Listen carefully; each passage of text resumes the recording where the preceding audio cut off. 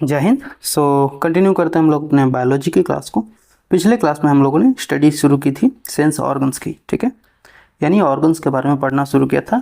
ज्ञान इंद्रियों की बात हम कर रहे थे, ठीक। सबसे पहले आज हम लोग थोड़ा बहुत ऑर्गन्स के बारे में यानी कि सेंसेस के बारे में समझ लेते हैं, ठीक है, कि इंद्रियां जो हैं वो कितने प्रकार की हैं। बात करेंगे हम इंद्रियों की, ठीक है। इनका जो ब्रॉडर क्लासिफिकेशन है वो दो पार्ट में होता है। पहला दैट इज ज्ञान इंद्रियां या फिर सेंस ऑर्गन जिन्हें हम कहते हैं सेंस ऑर्गन्स। वहीं दूसरी तरफ जो है इंद्रियों का जो दूसरा स्वरूप है दैट इज कर्म इंद्रियां या फिर जिन्हें हम कहते हैं एक्शनेबल ऑर्गन्स या फिर एक्शन ऑर्गन्स, ठीक। सेंस ऑर्गन का क्या कार्य है? तो सेंस ऑर्गन्स नॉलेज एक्वायर कराती हैं, ज्ञान की प्राप्ति कराती हैं, ठीक है, ज्ञान अर्जन में हेल्पफुल होती हैं, ठीक। हमें कुछ सीखना है, कुछ जानना है। फॉर एग्जांपल यदि मुझे म्यूज़िक सीखना है तो मुझे अपने कानों को यूज़ करना होगा। कानों के द्वारा सुन करके ही मैं म्यूजिक की शिक्षा ले सकता हूँ, ठीक है। वैसे यदि मुझे पढ़ाई करनी है तो आंखों से देख करके ही मैं कुछ पढ़ सकता हूँ, ठीक है। तो ये जो है इन्हें कहते हैं सेंस ऑर्गन्स। जैसे कान है, आँख है। हम लोगों ने पिछले बार 5 तरह के सेंसेस की बात करी थी, सेंस ऑर्गन्स की बात करी थी। जो फर्स्ट था दैट इज आइज यानी आँख। दूसरा है दैट इज ईयर यानी कि कान। थर्ड जो है दैट इज स्किन यानी त्वचा। फोर्थ जो है दैट इज नोज या फिर नाक। और फिफ्थ जो है दैट इज टंग यानी कि जिह्वा या फिर जीभ, ठीक है। तो इन पांचों से क्या होता है? ज्ञान का अर्जन करते हैं, हम कुछ सीखते हैं। हमारे सराउंडिंग में क्या हो रहा है, हमारे शरीर के बाहर क्या हो रहा है, उनका नॉलेज हमारे शरीर के अंदर जो ब्रेन है उसको कौन पहुंचाते हैं? तो ये 5 जो सेंस ऑर्गन्स हैं वो पहुंचाते हैं, ठीक है। वैसे ही जो एक्शन ऑर्गन्स हैं, एक्शन ऑर्गन्स का क्या कार्य है? तो ये हमें एक्शंस परफॉर्म करने में हेल्प करते हैं। फॉर एग्जांपल इससे हम लोग क्या करते हैं? हम लोग कर्म करते हैं, ठीक है। कर्म प्रधान है, ये कर्म करने में हेल्पफुल होती हैं, ठीक है, करने में सहायक। फॉर एग्जाम्पल इसमें कौन कौन सी आपको कर्म इंद्रियां देखने को मिलेंगी? तो यहाँ पे सबसे पहले हम हाथों को देखते हैं, ठीक है, हैंड्स। वैसे ही हमें पैर देखने को मिलते हैं, लेग्स। हाथ और पैर का क्या काम है? हाथ है तो हम किसी भी एक्शन को अच्छे से परफॉर्म कर पाते हैं। लेग्स है तो हम कहीं मूवमेंट कर पाते हैं, आ जा पाते हैं कहीं भी, ठीक है। तो ये हाथ और पैर हो गया। ये 2 तरह के एक्शन ऑर्गन्स या फिर कर्म इंद्रियां हैं। तीसरी जो है दैट इज माउथ, जिससे हम बोलने का काम करते हैं, ठीक है। चौथी जो कर्म इंद्रिय है उसे हम लोग कहते हैं एनस, ठीक है, जिससे कि जो हमारे बॉडी के अंदर अवशिष्ट पदार्थ हैं जितने भी, उनको शरीर से बाहर निकालने का काम होता है एनस का, ठीक है। और पांचवा जो है दैट इज जेनाइटल्स, जेनाइटल्स जो कि रिप्रोडक्शन में हेल्प करते हैं, ठीक। तो ये जो 5 ऑर्गन्स देखे इन्हें हम कहते हैं एक्शन ऑर्गन्स या फिर कर्म इंद्रियां। इनसे हम क्या करते हैं? अलग अलग तरह के कर्म को परफॉर्म कर रहे हैं, अलग अलग एक्शंस परफॉर्म कर रहे हैं, ठीक। तो आई होप आपको इंद्रियों के बीच में जो अंतर है, कर्म इंद्रियां और ज्ञान इंद्रियां, इनके बीच में जो अंतर है वो समझ में आया होगा। इन दोनों के बीच में जो डिफरेंसेस हैं वो क्लियरली समझ में आया होगा, ठीक है। अब आगे बढ़ते हैं और हम लोग आज नेक्स्ट ऑर्गन्स के बारे में, जो सेंस ऑर्गन्स हैं उनके बारे में डिस्कशन शुरू करते हैं। हम लोगों ने पिछली बार आंखों के बारे में बिल्कुल डिटेल में समझ लिया है। आज जो है second organ that is skin यानी कि त्वचा, इसके बारे में थोड़ा सा समझते हैं, ठीक है। त्वचा, तो बात करेंगे हम स्किन की। तो स्किन जो है, ठीक है, ये एक तरह की कनेक्टिंग टिश्यू है, कनेक्टिंग टिश्यू। जब हम लोगों ने ऊतक पढ़ा था तो वहाँ पे इसे समझा था कि जो त्वचा है वो एक तरह की कनेक्टिंग टिश्यू है, संयोजी ऊतक है। ये हमारे बॉडी को क्या करता है? पूरे शरीर को ऊपर से नीचे तक कनेक्टेड रखता है, ठीक है। तो कीप कनेक्टेड होल बॉडी।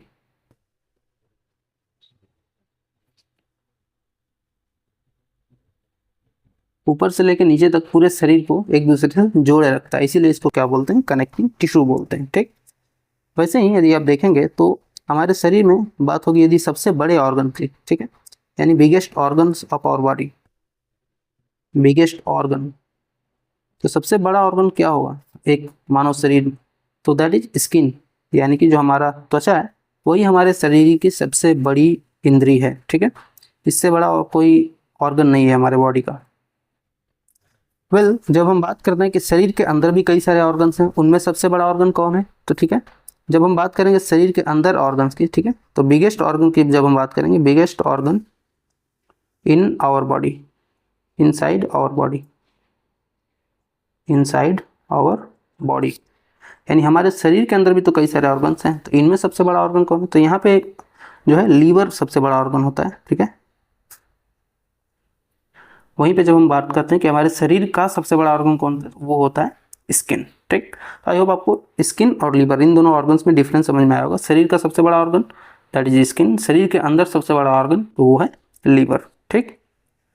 बात करें कि हमारे जो स्किन है उसका काम क्या है, फंक्शन ऑफ स्किन की बात करेंगे यदि, ठीक है, फंक्शन ऑफ स्किन, यानी हमारा जो त्वचा है उसका क्या काम है, इसका बहुत ही इंपॉर्टेंट रोल है हमारी बॉडी में। फॉर एग्जांपल जब हम बात करते हैं स्किन की, तो सबसे पहला इसका काम है प्रोटेक्शन का। सबसे पहला क्या काम है, प्रोटेक्शन। किससे प्रोटेक्शन प्रोवाइड करता है ये, तो प्रोटेक्शन देता है हमें अलग अलग तरह के जो कीटाणु हैं, यानी कि जर्म्स, अलग अलग तरह के जो कीटाणु हैं,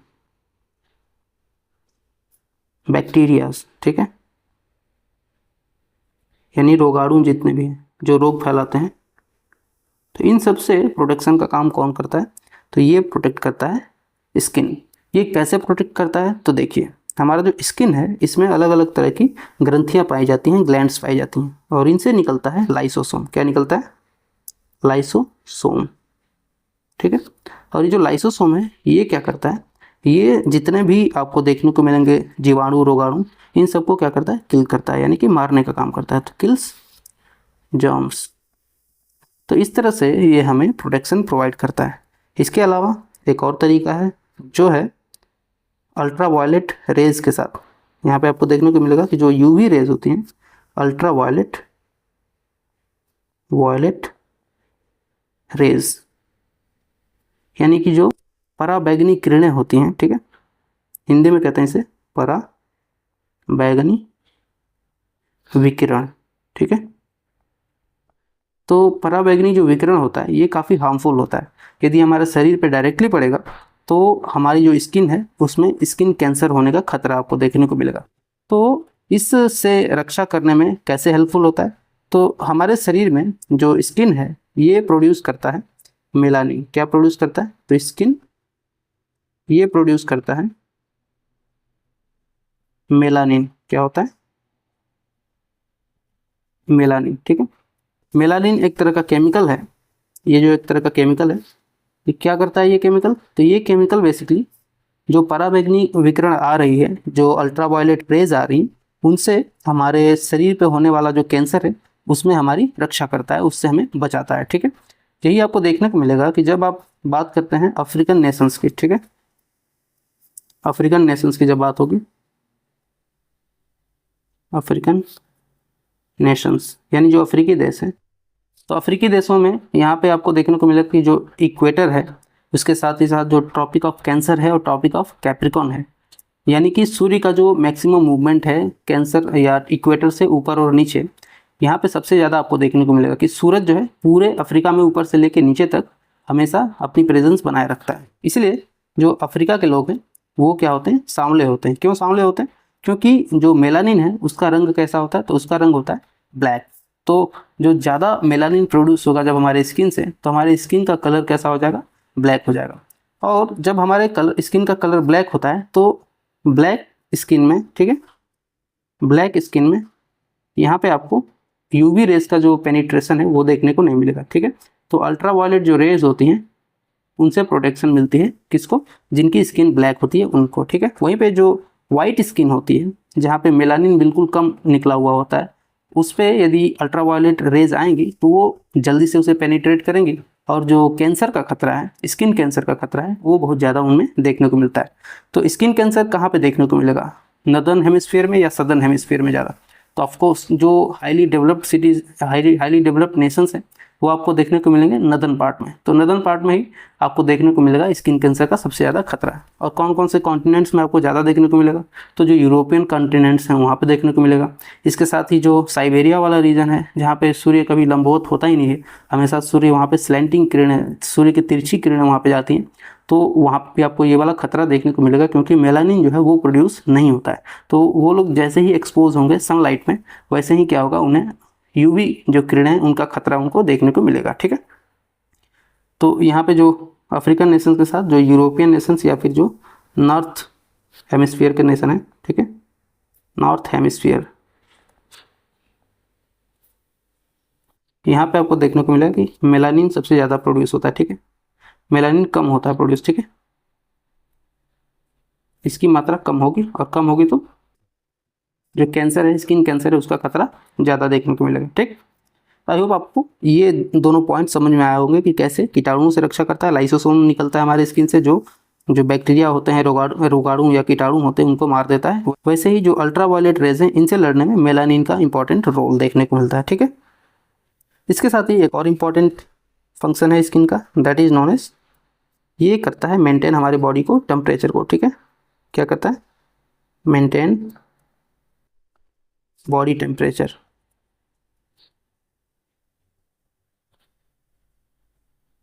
कितना मेंटेन करके रखता है, तो ये रखता है 36 degree Celsius, 36 degree Celsius. Okay, कैसे मेंटेन करता है, तो देखिए हमारी बॉडी में आपको देखने को मिलेगा कि स्वेट ग्लैंड्स होती हैं। ठीक है, स्वेट ग्लैंड्स, स्वेट ग्लैंड्स क्या होती हैं, जो हमारा स्किन है इसी में आपको कई सारी ग्रंथियां देखने को मिलेंगी, उनसे क्या निकलता है, पसीना निकलता है। ठीक है, पसीना एक तरह का वाटर है, एक तरह का पानी है। ठीक है, सॉल्टेड वाटर है, इसमें साल्ट मिक्स होता है।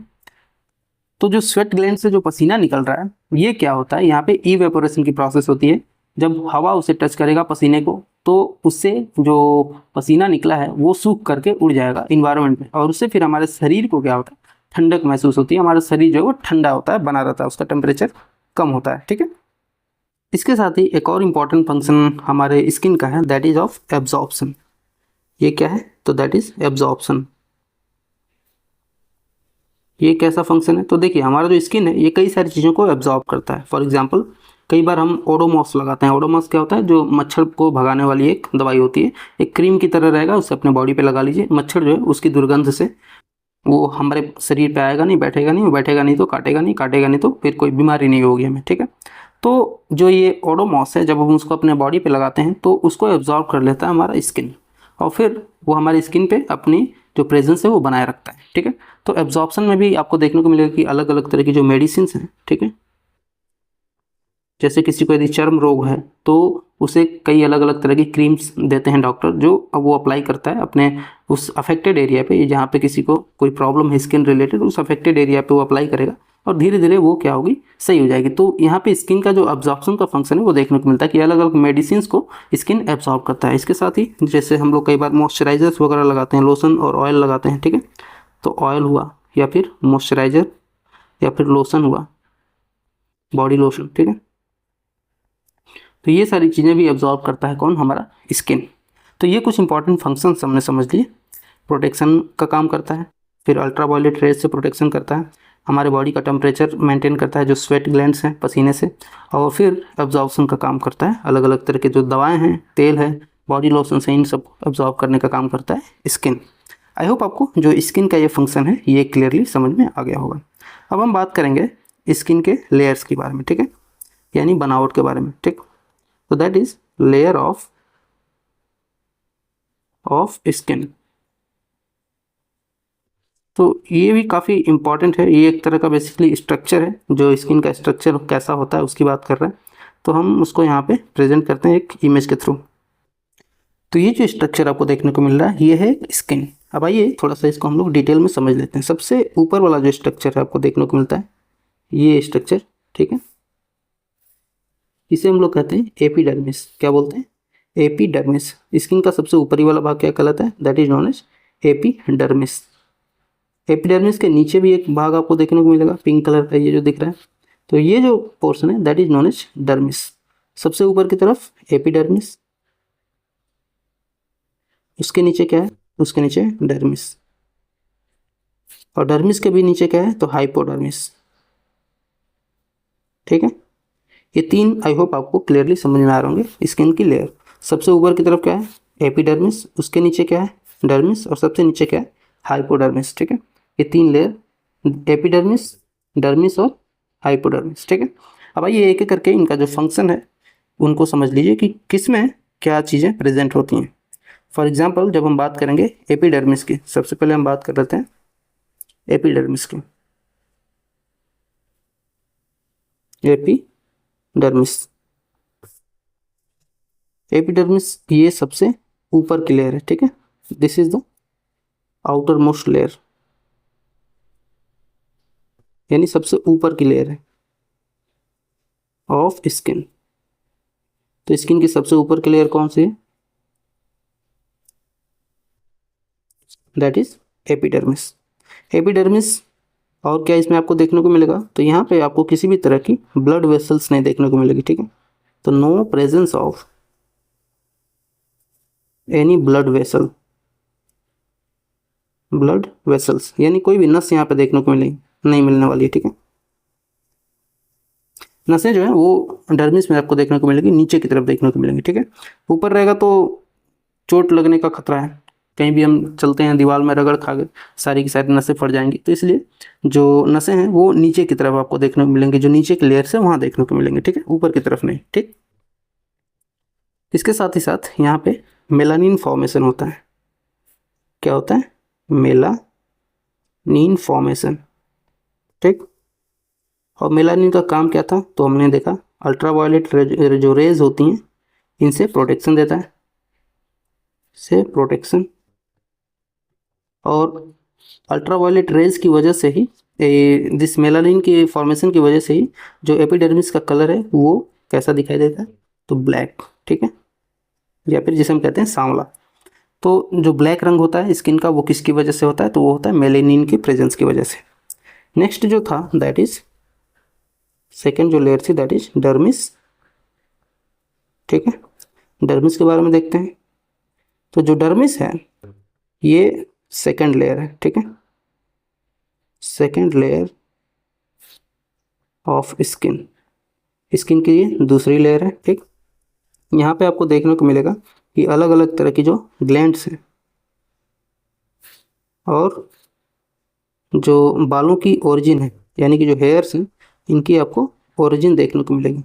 यहीं से क्या होते हैं, ओरिजिनेट होते हैं। जो अलग अलग तरह की ग्रंथियाँ हैं वो आपको यहाँ पे देखने को मिलेंगी। ठीक, ये ग्रंथियों में कौन कौन सी ग्रंथियाँ होती हैं, तो यहाँ पे आपको जो सीवेकम, सीवेकस, और साथ ही साथ स्वेट ग्लैंड, स्वेट ग्लैंड्स, ये दोनों देखने को मिलेंगे। सेबेकस यानी कि जिनसे ऑयल निकलता है, तैलीय ग्रंथियां जिन्हें बोलते हैं। वहीं स्वेट ग्लैंड यानी जिनसे पसीना निकलता है। तो ये जो दोनों ग्रंथियों की प्रेजेंस है वो देखने को मिलेगी हमारे डर्मिस वाले पोर्शन में। ठीक है, इसके साथ ही साथ यहाँ पे हम लोगों को अलग अलग तरह के पोर्स का देखने को मिलेगा। जो पोर्स होते हैं वो यहीं पे प्रेजेंट होते हैं। ठीक, और इसके साथ ही जो जानवर होते हैं, आपको जो जानवर की चमड़ी देखने को मिलती है तो वो बेसिकली इंडस्ट्रियल यूज जो होता है चमड़ियों का, या फिर जिनसे लेदर के जो जैकेट बनते हैं, बेल्ट बनते हैं, वो किससे बनता है, तो वो बेसिकली डर्मिस ही यूज होता है। ठीक है, तो जो इंडस्ट्रियल यूज है, यूज जैसे कि लेदर जैकेट, या फिर जो बेल्ट है लेदर की, या फिर पर्स है, तो ये सारी चीज़ें किससे बनती हैं, ये बनती हैं डर्मिस से। ठीक, तीसरी जो लेयर थी दैट इज, थर्ड जो लेयर थी that is known as hypodermis. Hypodermis, hypodermis में क्या प्रेजेंट होता है, तो हाइपोडर्मिस में आपको देखने को मिलेगा कि यहाँ पे प्रेजेंस ऑफ फैट होता है। प्रेजेंस ऑफ फैट, फैट यानी कि जो चर्बी है वो यहाँ पे देखने को मिलेगी। तो सबसे अंदर की तरफ, सबसे नीचे जो है वो फैट का जमा होता है। फैट सबसे अंदर की तरफ, सबसे नीचे वाली लेयर में प्रेजेंट होता है। ठीक है, यहाँ पे आप देख सकते हैं, यहाँ पे सबसे ऊपर की तरफ क्या है, एपिडर्मिस है, उसके नीचे है डर्मिस, और उसके नीचे हाइपोडर्मिस। यहाँ पे जो आपको ये येलो येलो रंग का जो दिखाई दे रहा है यही क्या है, बेसिकली यही फैट है। ठीक है, और जो सेकेंड वाला पोर्शन था जो इसकी बात करी थी हम लोगों ने, यहाँ पे आपको देखने को मिलेगा कि अलग अलग तरह की जो ग्रंथियाँ हैं, फॉर एग्जांपल ये देखिए स्वेट ग्लैंड, ये आपको जो देखने को मिल रहा है इसे हम लोग क्या कहते हैं, this is known as sweat gland या फिर पसीने की ग्रंथि है, ठीक, जिससे पसीना निकलता है। तो आई होप आपको स्किन के बारे में जो पूरा कॉन्सेप्ट है वो क्लियरली समझ में आ गया है, ठीक है। अब आइए थोड़ा सा कुछ फैक्ट्स के बारे में समझ लेते हैं, कुछ इंपॉर्टेंट फैक्ट है स्किन से रिलेटेड फैक्ट्स,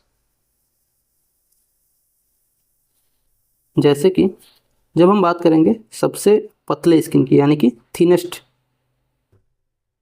हमारा शरीर जो है अलग अलग ऑर्गन से मिलके बना हुआ है, स्किन इसमें एक पार्ट है। और सबसे जो थिन यानी सबसे पतला यदि पूछा जाए कि स्किन कहाँ पे प्रेजेंट होता है हमारी बॉडी में, so that is present on our eyelid, eyelids जिसे हम कहते हैं पलक, हिंदी में क्या बोलते हैं, पलक।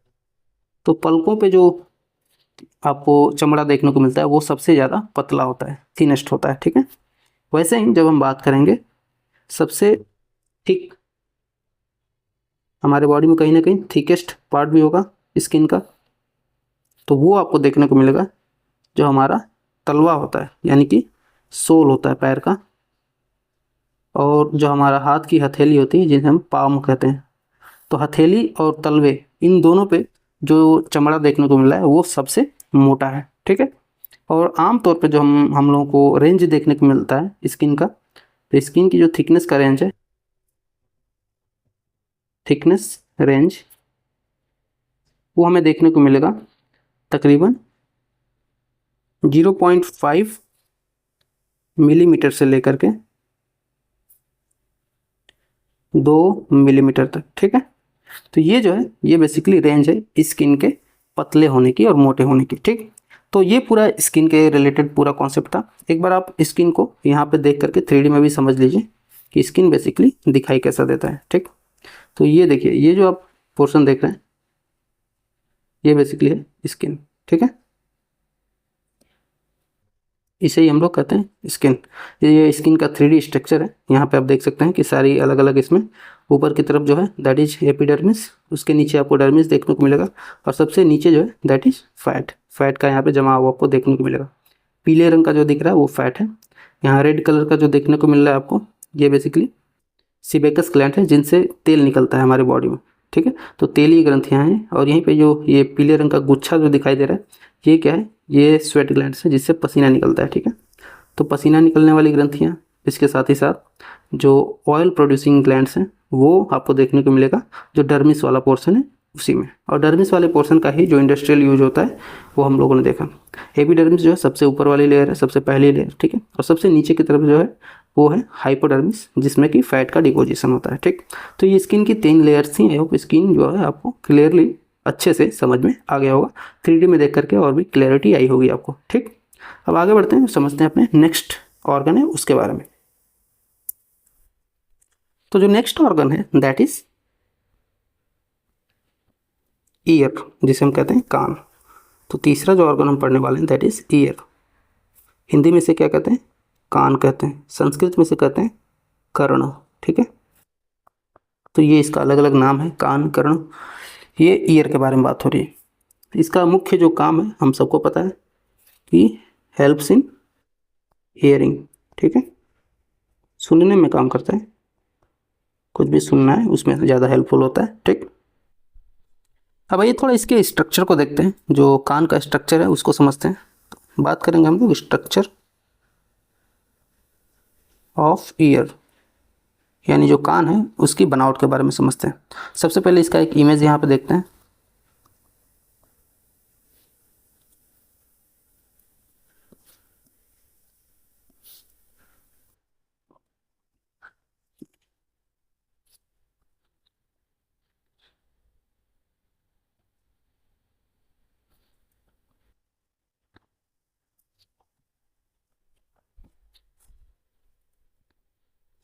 तो ये जो अभी आप इमेज देख पा रहे हैं ये बेसिकली है कान का इमेज, और इसमें हम इसको थोड़ा डिटेल में समझने वाले हैं। इसके 3 पार्ट हैं, 3 पार्ट में इसको हम समझने वाले हैं।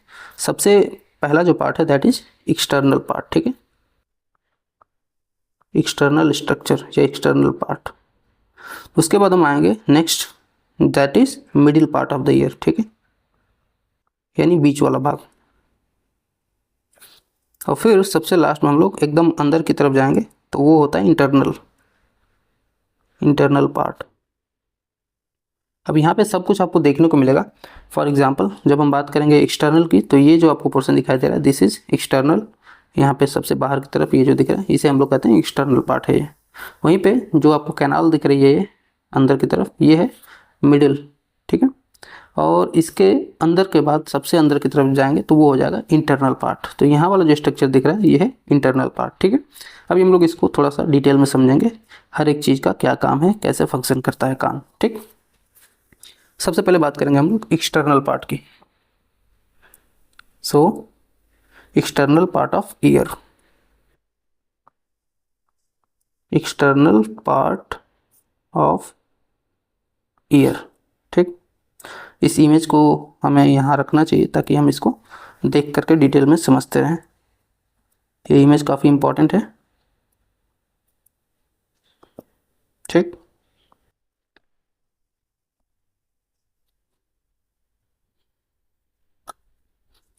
तो जब हम बात करेंगे एक्सटर्नल पार्ट की, तो सबसे जो इसका बाहरी वाला पोर्शन है इसे हम लोग क्या कहते हैं, पिन्ना कहते हैं। क्या कहते हैं, पिन्ना। तो जो एक्सटर्नल पार्ट है उसे हम लोग क्या कहते हैं, पिन्ना। पिन्ना या फिर इसे ही हम लोग कहते हैं हेलिक्स, ठीक है। ये जो आपको गोल पार्ट दिख रहा है इसे हम लोग क्या कहते हैं, this is known as helix, ठीक। ऊपर की तरफ जो ये दिखाई दे रहा है हेलिक्स कहलाता है, ठीक है, जो गोल है, घुमा हुआ है।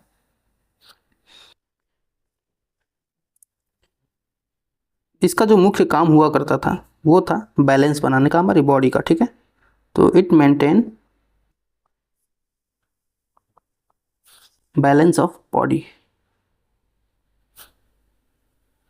यानी कि हमारी बॉडी को बैलेंस बनाने में इसका एक इम्पॉर्टेंट रोल हुआ करता है, ठीक। ये जो पिन्ना है ये बना होता है कार्टिलेज का, ठीक है, कार्टिलेज। और याद कीजिए हम लोग जब कार्टिलेज यानी कि जब हम लोग मसल्स के बारे में पढ़ रहे थे वहाँ पे हम लोगों ने लेंगम, टिंडामेंट और कार्टिलेज इनके बारे में बिल्कुल डिटेल से स्टडी किया था। तो जो कार्टिलेज होता है इससे क्या बना होता है, इससे बना होता है हमारा कान, और हमारी जो नाकें हैं वो भी कार्टिलेज से ही बनी होती हैं। कार्टिलेज बेसिकली एक तरह का हड्डी है जो काफ़ी स्मूथ होता है, ठीक। तो कार्टिलेज से मिलकर के कान और नाक बने होते हैं। इसका जो सबसे नीचे वाला पार्ट है वो कहलाता है लोब्यूल। तो जो लोअर पार्ट है कान का उसे कहते हैं लोब्यूल। क्या बोलते हैं, लोब्यूल, ठीक।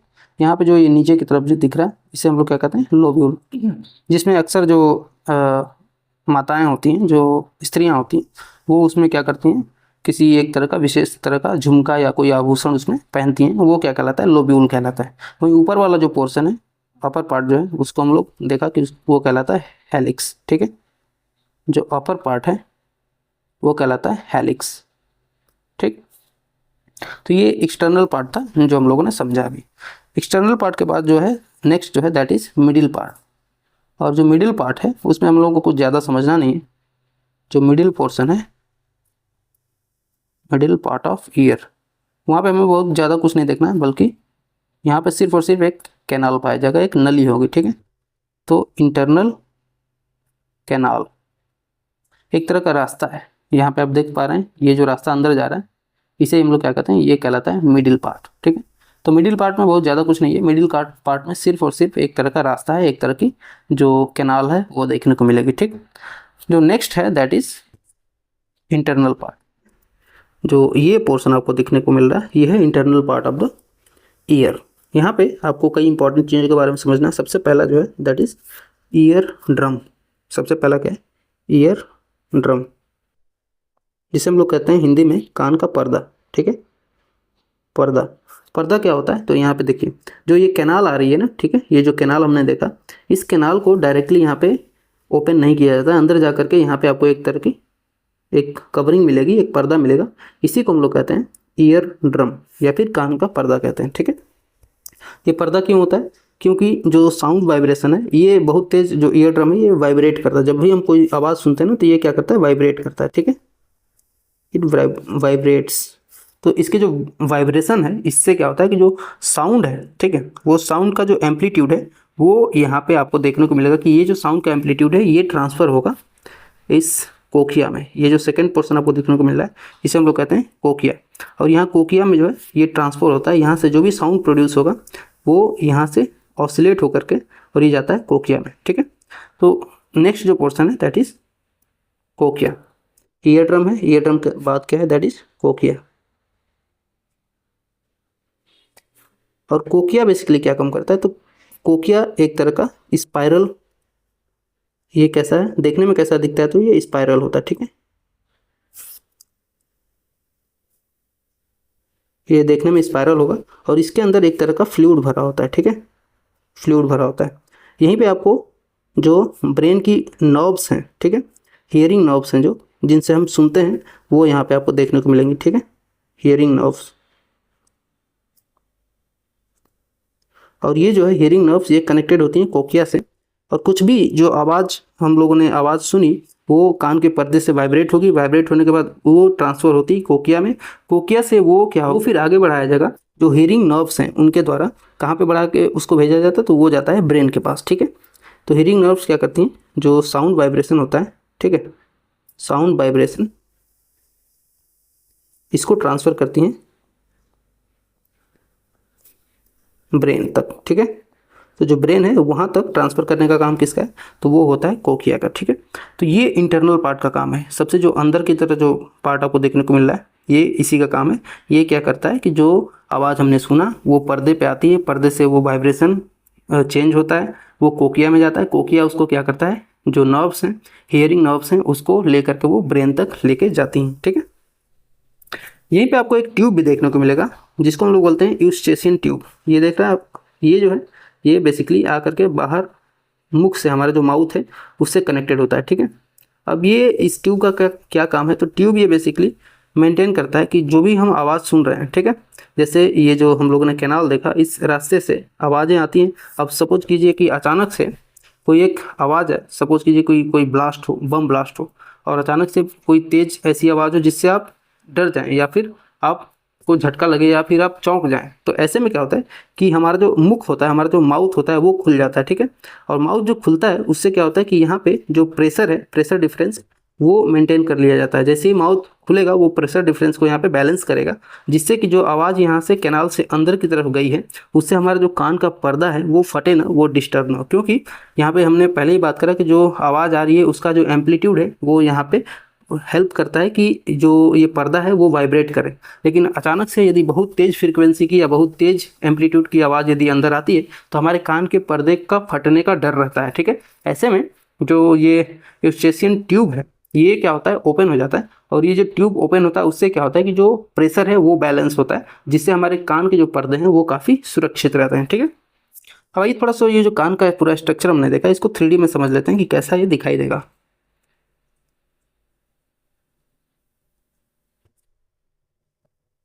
तो यहाँ पे आप देख पा रहे हैं कि ये जो है बेसिकली ये कान है। ठीक है, सबसे पहले हम लोगों ने बात करी ये एक्सटर्नल पार्ट है। एक्सटर्नल पार्ट में हम लोगों ने इसको समझा डिटेल में कि इसको हम लोग पिन्ना कहते हैं, जो नीचे वाला पार्ट है वो लब्यूल कहलाता है। तो ऐसे अलग अलग पूरा ये पोर्शन हम लोगों ने समझा, ये एक्सटर्नल पार्ट था। इसके बाद हम लोग यहाँ पे देख पा रहे हैं कि ये एक आपको कैनाल देखने को मिल रहा होगा, और ये कैनाल जो है ये बेसिकली कैनाल जो है ये क्या है, ये मिडिल पोर्शन है। ठीक है, तो हम लोगों ने मिडिल पोर्शन को भी समझा और एक्सटर्नल पोर्शन को भी समझा। उसके बाद जो नेक्स्ट है दैट इज इंटरनल पोर्शन। ठीक है, यानी कि जो आंतरिक संरचना है उसके बारे में हम लोग को समझना है लास्ट। तो लास्ट हम लोगों ने एक से इंटरनल पोर्शन को भी समझा।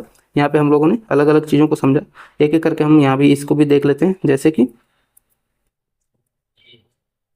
जैसे कि ये जो पोर्शन है ये क्या था, ये बेसिकली ईयर ड्रम है। ठीक है, और ईयर ड्रम क्या करता है कि जो आवाज़ आती है उसको सबसे पहले इसी पे आवाज़ आकर के गिरेगी, ये वाइब्रेट करेगा और ये ट्रांसफ़र करता है आवाज़ को फिर कहाँ तक, तो ये ट्रांसफ़र करता है कोकिया तक। ये जो कोकिया हम लोगों ने देखा ये क्या है, बेसिकली ये कोकिया है। ठीक है, और ये इसके अंदर आपको देखने को मिलेगा कि यहाँ पे एक 3D स्ट्रक्चर दिख रहा होगा, और यहाँ पे आपको देखने को मिलेगा कि ये कैसा स्पाइरल नेचर है इसका, स्पाइरल आपको दिखाई देगा, स्पाइरल तरह का।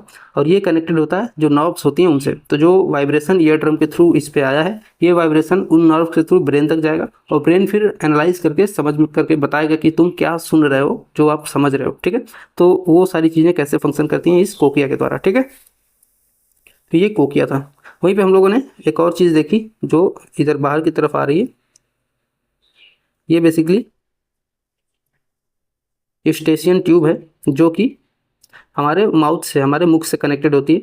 और ये हम लोगों ने देखा कि इसी की वजह से जो कोई अचानक से जब कोई ऐसी तेज़ ध्वनि आती है तो हमारे जो कान के पर्दे हैं वो सुरक्षित रहते हैं। ठीक है, तो कान के पर्दों को सुरक्षित रखने में इसी ट्यूब का सबसे इंपॉर्टेंट रोल देखने को मिलता है। ठीक है,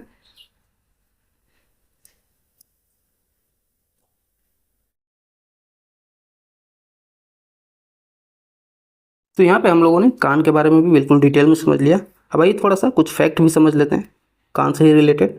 तो सबसे इम्पॉर्टेंट फैक्ट है यहाँ पे, आप लोगों ने पहले भी पढ़ा होगा कि जो सबसे छोटी हड्डी होती है वो कहाँ पे आपको देखने को मिलेगा, वो हमारे कान के अंदर ही होती है। कान में कुल 3 इंपॉर्टेंट हड्डियाँ होती हैं, हम लोगों ने स्केलेटन सिस्टम पढ़ा था, वहाँ पे डिटेल में समझा था। एक होती है मिलियस, दूसरी होती है इनकस, और थर्ड जो है दैट इज स्टेपी। ठीक है, तो सबसे छोटी हड्डी होती है वो कहलाती है स्टेपी। ये जो है सबसे छोटी हड्डी होती है, वो कान के अंदर पाई जाती है। ठीक है, तो ये जो फैक्ट है ये याद रखिएगा फैक्ट कि मिलियस, इनकस और स्टेपी, ये 3 तरह की जो हड्डियां हैं वो हमारे कान के अंदर ही पाई जाती हैं। ठीक है, तो 3 लेफ्ट कान में और 3 राइट कान में, तो ऐसे टोटल 6 हड्डियां हमारे कानों में पाई जाती हैं। ठीक है, तो ये पूरा डिटेल था कान के बारे में। आई होप कान को आप लोगों ने अच्छे से समझ लिया होगा। ईयर के बारे में कोई भी अब तक डाउट होगा नहीं। नेक्स्ट बढ़ते हैं हम लोग और समझते हैं टंग के बारे में, यानी जीवा के बारे में। तो नेक्स्ट ऑर्गन है दैट इज टंग, या जिसे हम लोग कहते हैं जीभ या फिर जिह्वा। ठीक है, इसका जो मुख्य काम है वो क्या है, तो इसका मुख्य काम है वाइब्रेशन, और दूसरा जो इंपॉर्टेंट काम है वो है टेस्टिंग, टेस्टिंग ऑफ फूड। ठीक है, तो 2 काम है इसका, पहला है बोलने का और दूसरा काम है स्वाद को चखने का। ये भी एक तरह का क्या है, जो हमारी टंग होती है ये भी एक तरह का क्या है, कनेक्टिंग टिश्यू ही है, क्योंकि स्किन का ही पार्ट है। ठीक है, कनेक्टिंग टिश्यू है। और जो हमारा ये टंग है, यहाँ पे आपको टोटल 10,000 टेस्ट बर्ड देखने को मिलेंगे। ठीक है, 10,000 टेस्ट बर्ड्स आपको देखने को मिलेंगे, जिनसे हम क्या करते हैं, टेस्ट कर पाते हैं किसी चीज़ को। ठीक है, बाहर की तरफ जो टेस्ट बर्ड होते हैं, ठीक है, जो टेस्ट बर्ड आउटसाइड में होते हैं, आउटर साइड में, इनका जो साइज होता है ये क्या होता है, छोटा होता है। ठीक है, साइज कैसा होगा इनका, छोटा होगा। वहीं पे जो अंदर की तरफ टेस्ट बर्ड होते हैं,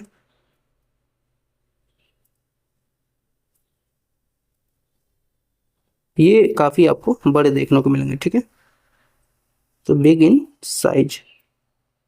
यहाँ पे आप एक इमेज की मदद से आप इसको डिटेल में समझ सकते हैं।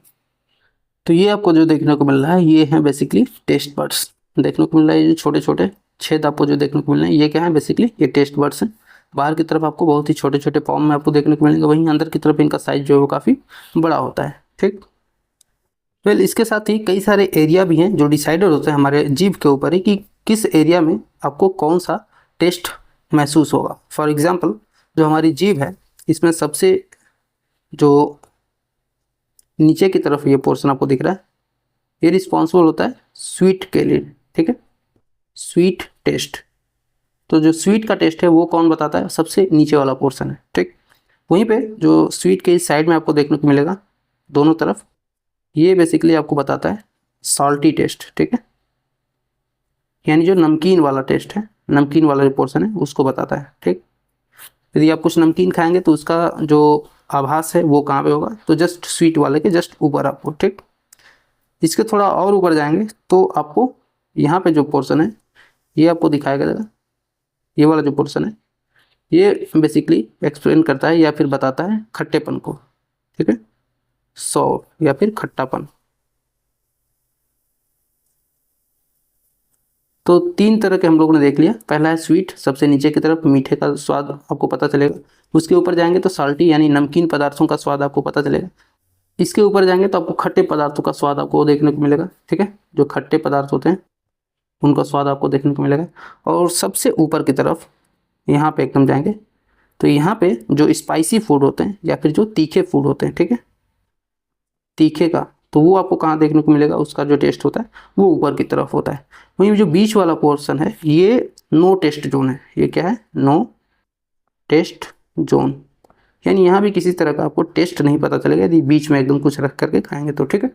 तो ये जो पूरा स्ट्रक्चर है कि किस तरह से कौन सा हिस्सा जो है जीभ का वो कौन से टेस्ट के लिए रिस्पॉन्सिबल है, ये भी हम लोगों ने यहाँ पे देख करके समझ लिया, ठीक है। तो ये पूरा डिटेल था किसके बारे में, जीवा के बारे में। अब आगे बढ़ते हैं और हम लोग समझते हैं जो लास्ट ऑर्गन थी, दैट नोज, यानी कि नाक, ठीक है। जो पांचवा सेंस ऑर्गन था दैट वाज नोज, नाक, इसके बारे में समझते हैं। हिंदी में से हम लोग कहते हैं नाक। इसका जो मुख्य काम है ये क्या है, तो ये स्मेल करता है, ठीक है, किसी भी चीज़ को ये सूंघता है, ठीक। यहाँ पे आपको इसके अंदर जो नोजल कैविटी है वो देखने को मिलेगी, नोजल कैविटी। हम लोगों ने जब स्केलेटन सिस्टम पढ़ रहे थे तो वहाँ पे डिटेल में समझा था।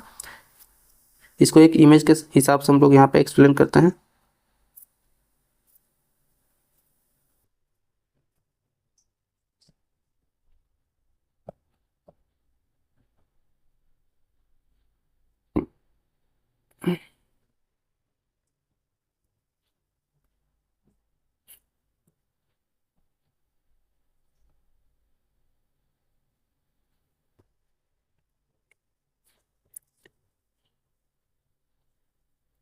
ये जो नोस्ट्रिल है या नाक का जो छेद है, इसी से आपको देखने को मिलता है कि यहाँ से हम जो भी सांस लेते हैं तो ऑक्सीजन और उसके साथ ही जो अन्य गैसेज होती हैं वो अंदर जाती हैं। यहीं पे आपको कई सारे छोटे छोटे हेयर्स देखने को मिलेंगे। इन हेयर्स का जो मुख्य काम है वो क्या है, तो ये बेसिकली जो अंदर आ रहा जो कोई भी अशुद्धियाँ हैं, हमारे नाक के साथ साथ कई धूल के कण भी आ जाते हैं साथ में, तो उन सबको रोकने का काम करता है, प्राइमरी फिल्टर के रूप में काम करता है। ये जो छोटे छोटे आपको जो बॉल देखने को मिलते हैं, जो हेयर्स का जो स्ट्रक्चर देखने को मिलता है वो यहाँ पे हेल्पफुल होता है जो बाहर से आ रही जो अशुद्धियाँ हैं उनको रोकने के लिए, ठीक है। तो इसमें आपको हेयर्स का स्ट्रक्चर भी देखने को मिलेगा, ठीक है। और ये क्या करता है, स्टॉप्स डस्ट पार्टिकल्स, ठीक है।